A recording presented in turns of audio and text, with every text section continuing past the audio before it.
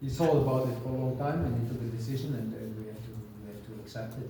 And we do accept it, and we should wish him all the best. But yeah, it was not on our bingo card before Christmas. It's strange when you say he thought about it a long time, and it's still a surprise. So this never was a discussion, or sometimes I'm a little fed up with cycling or something.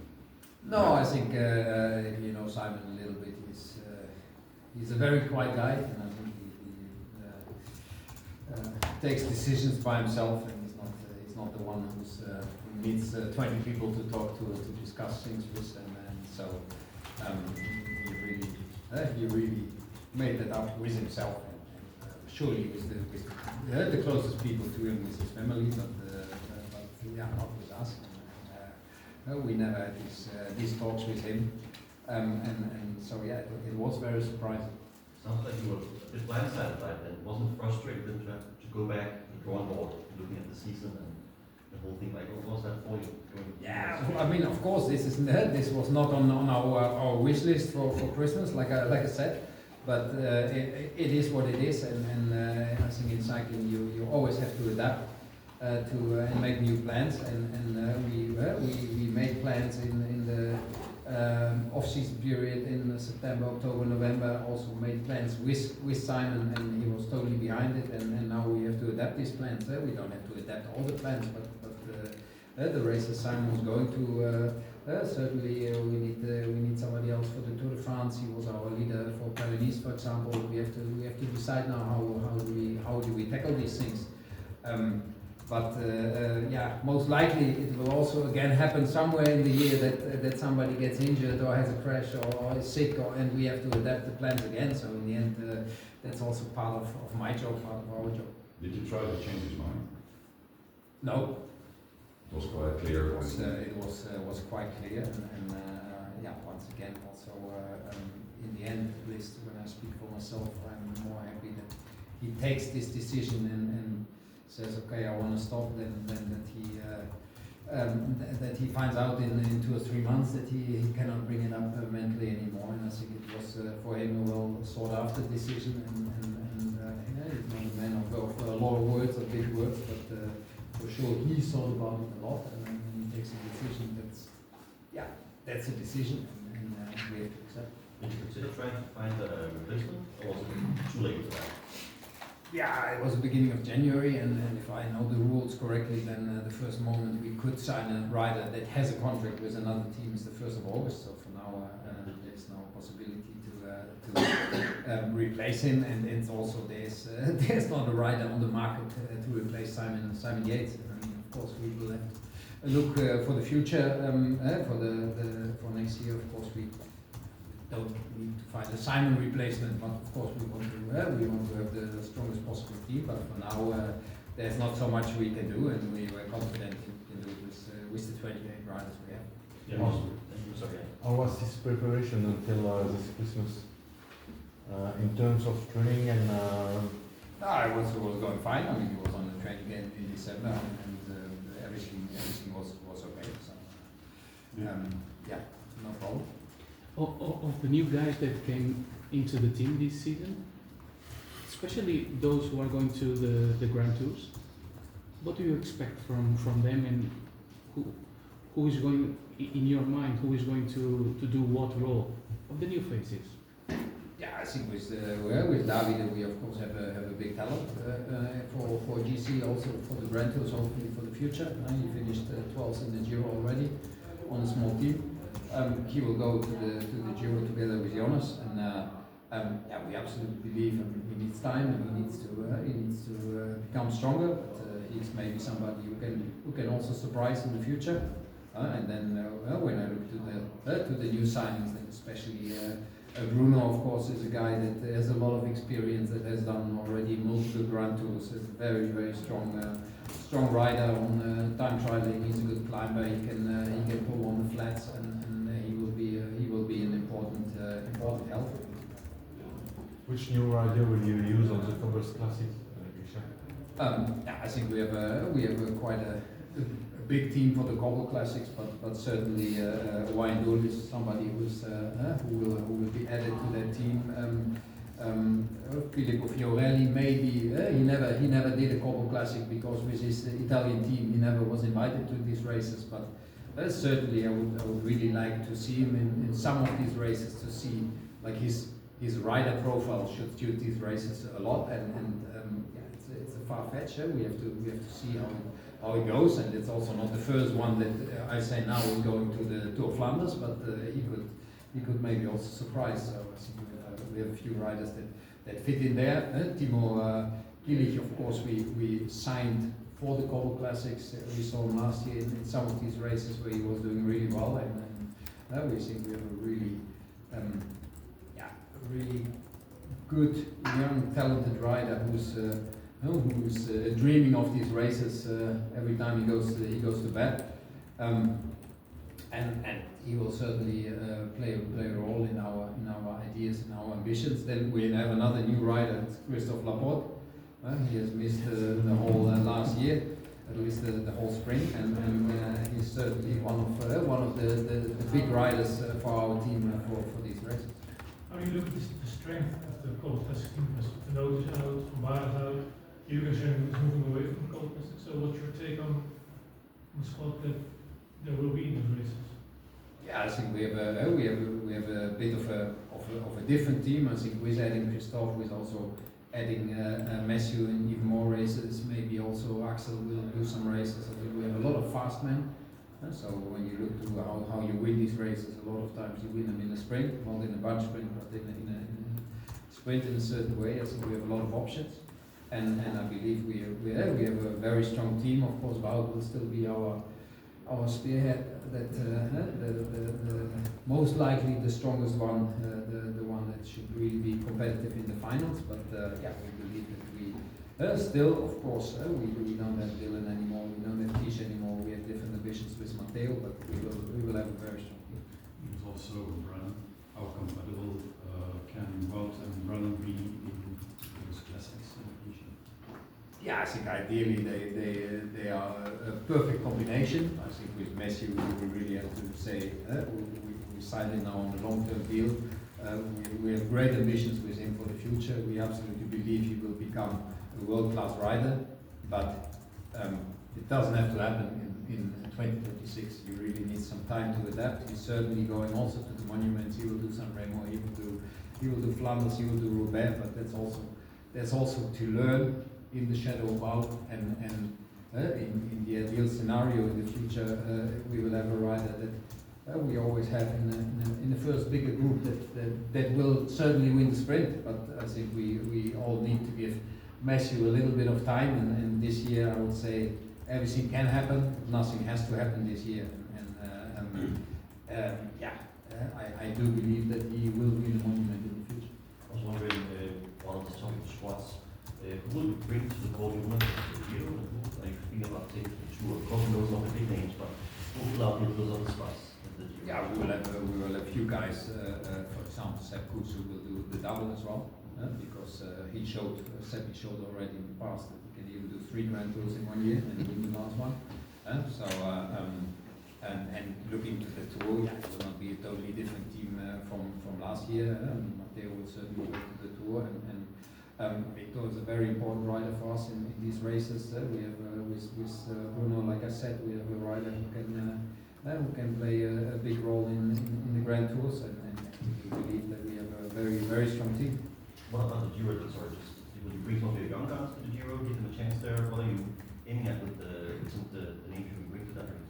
No, I said that David will go to the Giro in support of Jonas, but that's not because we want to bring our young riders. That's because we believe that David can play a very big role there. And Wilco Kelderman, for example, will do the Giro in support of Jonas.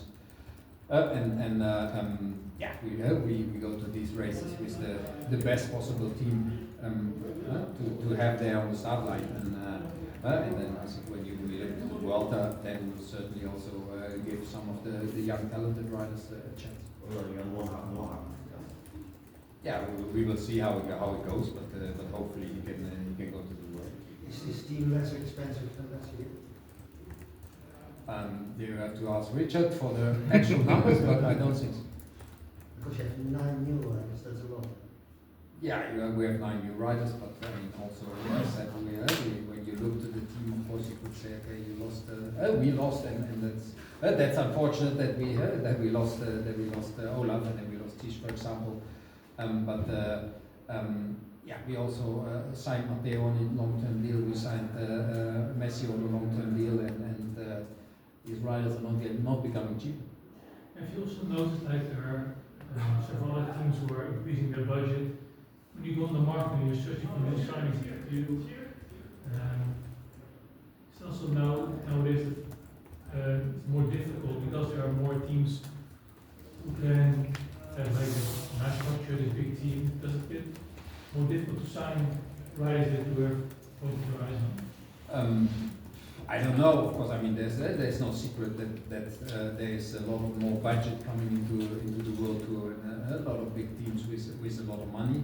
On the other hand, I think when I look at our philosophy, where we've been the most successful in the past, for me that is absolutely with signing good riders which are not world class yet. I mean, we signed Jonas, was a different story. Nobody knew him. We signed Sepp as a very unknown rider. Even guys like Christoph, like Wout, like Matteo, they were not the superstars that we wanted to sign. We signed riders that we have the ambition to make them better and to help them unleash their full potential. And I think in that light, there are no guarantees, but we signed a few riders this year that we absolutely believe can make big steps with us, and that's when we look to the past, also to our team, this is where we were the most successful with, and this is also part of our philosophy, and that's where we want to go for. I was just wondering, sorry, you talk about hiring these young riders, that they have hiring riders that have some talent that to build. You also signed some more mature riders this year, like Fiorelli, Rindul, and Umar, of course. But is that the same story? That you see some potential in those that hasn't been fulfilled yet? Yeah, absolutely, and certainly when you ask for, when you talk, for example, about a rider like Filippo, he spent a lot of years in a very small team, and when you actually look up his results, he will be probably pretty surprised. He was also under the radar for me, but luckily I have people that I work together with that say, okay, we should look to this guy, or we should look to this Piganzoli guy who was third in 2024 in the Giro d'Emilia, and I was like, huh? I missed that one, but that was the case, and I think yeah, there are certainly riders that we believe in our structure and our team can make a next big step, and these guys are certainly in there. And for example, with Bruno, maybe it's a bit of a different story, because there we see somebody with a lot of experience, with a very big motor. He already comes from a good team, but we thought like this guy, he can actually solve a lot of things. He will most likely not be a big winner, but certainly he will be somebody who will be very important for the team. So you know the team very long, very well, from a Dutch team to an international team. Is it difficult to keep the culture in the team? No, I wouldn't say so. I don't think it's like it's a Dutch culture. I think, of course, if you have a lot of turnover now, what we are talking about 9 new riders in the team, of course you have to. You also need the help of the more experienced riders to really adapt.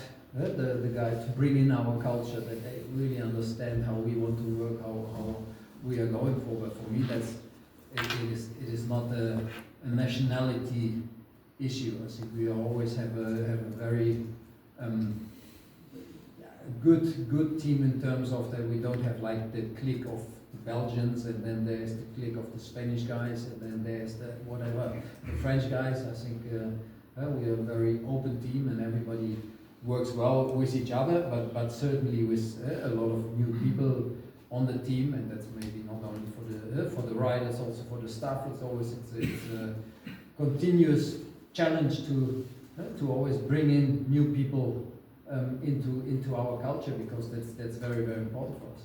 With Tom Dumoulin and now Simon Yates retiring rather prematurely at this team, not that it this team matters in that aspect, but do you feel like the Giro was necessary for Jonas Vingegaard to not burn out as well?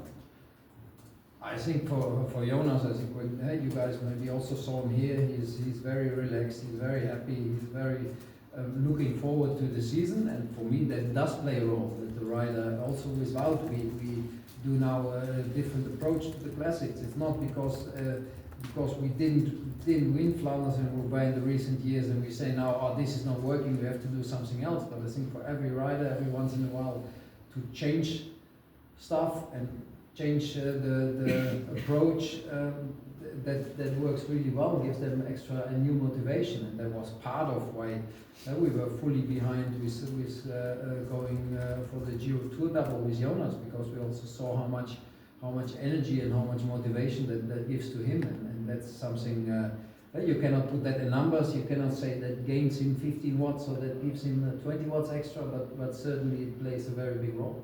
Is that a topic that you guys talk about a lot? Because we see a lot of riders now, retiring at an early age, you would say.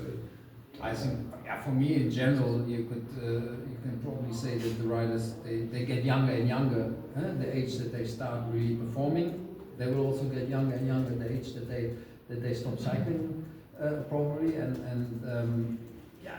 think it's certainly something.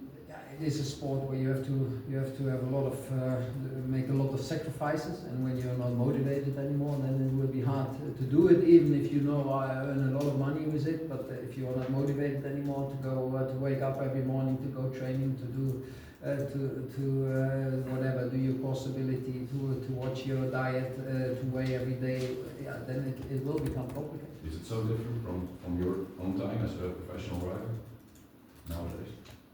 I think that the demand is probably even bigger than in these times, and because the sport is evolving and becomes even much more professional. But I think also in my time was not that every rider was riding until he was 38 or 39 before retiring. I think of course we have now with Simon a rider that calls it quits with 32 years. But for me it's also not the most uncommon. About Jonas doing Giro, do you believe with the Giro just as he can beat Pogačar and win the Tour? Yeah, we believe that with the Giro in his legs, he can be in even better shape in the Tour de France, and I think you have the classical approach of doing an altitude camp, going to Dauphiné, doing another altitude camp, going to the Tour. We proved that it works because Jonas finished on the podium of the Tour 5 years in a row. But to give him extra motivation, to also give us new challenges, we absolutely believe that he can be even better by going to the Giro. But there are of course more variables. We cannot tell him, oh, tomorrow it's raining, so you're not racing tomorrow because we rather wanna have a rest day for you. Or that doesn't work when you go. It depends on how hard the Giro will be eventually. Yeah, the better the shape of Jonas is, the easier the Giro will be. Is that data driven, or is it only that he can be better doing the Giro and the Tour, or is it just a feeling from him? No, I mean that's data driven. Of course, we can compare, like this was Jonas when he did the Tour and then the Vuelta afterwards. We can compare with other riders, how did they come out of the Giro, and how they go into the Tour. But I mean, it's cycling is also not an exact science. We cannot say, okay, when Jonas goes to the Giro and this is the effort we expect he has to do that, then he will be in this shape in the Tour de France. I mean, there's of course also it is data driven for as much as it can be data driven. Otherwise, you should do the Giro every year. If you say we are better at Tour, yeah, when we do the Giro. If we win the Giro and the Tour this year, then we will do it every year. But as we said until 3 years ago, before Pogačar did it, it's impossible to go for a Giro win and for Tour. Yeah, maybe, but I think once again that it's already proven that the combination of Tour and Vuelta is quite common and quite possible, and there there's not a big difference between doing the Giro Tour combination, other than there is a week more between the Giro and the Tour than there is between the Tour and the Vuelta. So also that part I think is a little bit, as long as you believe. I think Tadej probably proved 2 years ago that it is very possible to do the combination, and I think the best riders in the world, they can do it, and I mean we are absolutely convinced that Jonas can do it. But we don't have the written guarantee that it will exactly pin out this way. The other thing is about doing Strade and Milan, Sanremo before the couple of classics. Is that the same story? Yeah, to a certain extent. One part is that we really as a team thought about how do we want to approach the year. We want to be, our ambition is to win the biggest races, to be the best team in the world.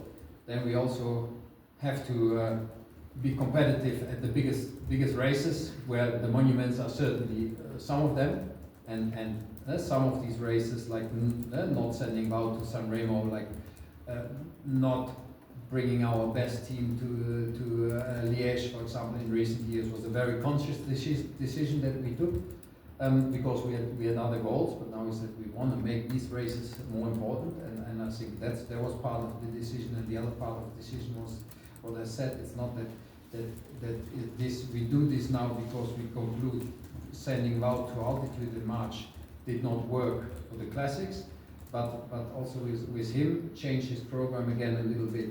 Include Strade, a race he really loves, include Sanremo, and will also give some fresh motivation. And whereas, of course, if we can compete for victory with Wout in one of these races, it would be a very big thing, and that doesn't take away that he can then still be in top shape in Flanders and in Roubaix. I was just wondering, I spoke to Matteo just before, and he said that he felt like you guys really listened to the riders this season that you're talking about right now, changing the schedules. But he also said that perhaps you were a bit hesitant earlier on to, for example, change the schedule of Jonas's, because you knew, well, if you do it like this, it's going to be good for Tour. Were you a bit hesitant to change the schedule, for example, to adapt the Euro because of like his level of Tour? Yeah, I mean, it's always a complicated thing, because when it works out, then everything is perfect. When it doesn't work out, then people can say, okay, we knew it beforehand. And I think one part is for sure, we have our own ideas, but we always really want to talk, especially to the main riders of the team in our process of coming to a year plan. Ideally, this comes together, and the ambition of the team is also really the ambition of the rider, because that just gives an extra effect. And certainly we did listen to that, and it's some hard decisions, because in the end, a rider like Matteo, I would rather have in every race, because he is an added value in every single race. But there, we made it.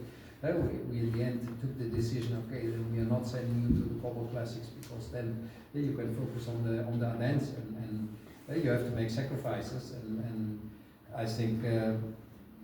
Maybe it's a bit more risky strategy, but I think every once in a while it's also good to adapt the plans a little bit and do something what you maybe not have done exactly the same the last 2, 3, 4 years. I was wondering, yes, Marco isn't here because he's in Australia, obviously, but what Grand Tours will he use this year? Can you tell me about that? He will certainly not win one as a rider, because he's not strong enough, but he never lost a Grand Tour. That's what he always tells me, because he only did 2. But he will certainly go to the Giro together with Jonas. Christian, which riders will replace the core of Tish Pinot, Dylan van Baarle, and Matteo Yates in the Flemish Classics? Yeah, I think what I said before. We have first of all Christophe coming back. We have Timo, who absolutely plays a big role in for us for the moment in these races. And then I think we have a pool of riders with Ryan, with Filippo, with Axel, maybe doing a few races. Of course, with Per, with Niklas, the younger riders who are really strong, who still have to prove themselves, but who will go to these races. Messi will do more races than he did last year of the Spring Classics, and like this, we will replace them. Of course, also the Tish is a hard rider to replace, but we still believe we have a very, very strong team for these races. Are the selections already, you know already which guys are gonna ride, or is it also about you can show yourself and you can select yourself for those kind of races? Yeah, for the classics, that's certainly the case. I mean, we have a lot of races that we will do in a short period of time, and the best 7 riders will go to Flanders and will go to Roubaix. But yeah, I guess we have a pool now maybe of 10 names, and in the end we will send the 7 best riders. Sorry. No, I don't because the tour, of course, is the main goal. Well, you lost it the last years, but besides the new plans with the program, are there other new things you are going to try to win the Tour de France? Okay, so. Yeah, I mean, I think we had a tactic last year. In the end, it didn't work out because we didn't win the Tour de France, and also in the interviews that they gave this winter, we were going in the right direction because it was doing something with him, not enough. But we will think about the tactics for this year. It's also a totally different parcours, but yeah, we will come up with the plan, and it's not easy to beat maybe the best rider of all times, but. For us, the ambition is to, we want to be the best team in the world. It's also not easy. We want to win the biggest race in the world, and I think the biggest dream that we have, and what gets us up every morning, what gets us to work, is what's the greatest thing that you could or we could achieve. It's beating the best rider in the world in the biggest race in the world, and beating Tadej Pogačar in the Tour de France. I mean, that's the highest that you can achieve, and that's what we are working for. And that's a chance we will not achieve, but we will not manage to do so. But this is absolutely our ambition. So seeing him mentally being punched out in the last week of the Tour de France, that was the thing in the evaluation last winter to talk about. Yes, so that's one thing we did good. Yeah, I mean, that's certainly one thing we did good, but it was not good enough because we didn't win. And once again, there's also a totally different parcours. Is it possible to do the same again? Do we want to do the same again? Something A, I'm not going to tell you, and B, we also have a few months to get to the tour, so we are of course already having an idea, but we will fine tune it in the upcoming months, and we will also sit together with the riders that are going to the tour and also try to get their ideas and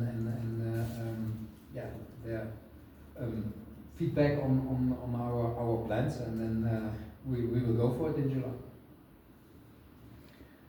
Did you somehow were surprised by how Jonas dealt with the little timing that he had to recover between the Tour and the Vuelta, and the fact that throughout the Vuelta he never had a bad day? Were you more impressed with this Tour or with this Vuelta?